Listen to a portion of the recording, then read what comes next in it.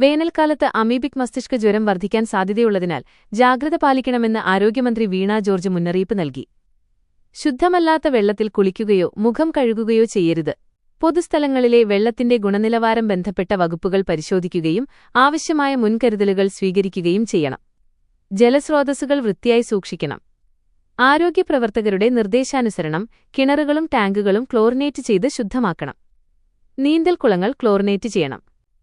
ആരോഗ്യവകുപ്പ് നിരീക്ഷണം ശക്തമാക്കിയിട്ടുണ്ട്.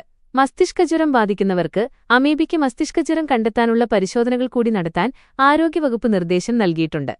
മസ്തിഷ്കജ്വരത്തിന്റെ രോഗലക്ഷണങ്ങൾ കാണുന്നവർ എത്രയും വേഗം ചികിത്സ തേടണമെന്നും മന്ത്രി വ്യക്തമാക്കി. വെള്ളത്തിൽ കാണുന്ന സൂക്ഷ്മജീവികളായ അക്കാന്തമീബ, നെഗ്ലേറിയ ഫൗളേറി എന്നിവ മൂലമാണ് അമീബിക് മസ്തിഷ്കജ്വരം ഉണ്ടാകുന്നത്. ചൂടേറിയ തടാകങ്ങൾ, കുളങ്ങൾ, മലിനമായ നീന്തൽക്കുളങ്ങൾ എന്നിവയിൽ ഇത് കണ്ടുവരാൻ സാധ്യതയുണ്ട്. ഈ അമീബ മൂക്കിലൂടെ ശരീരത്തിൽ പ്രവേശിച്ച് മസ്തിഷ്കത്തെ ബാധിക്കുന്നു.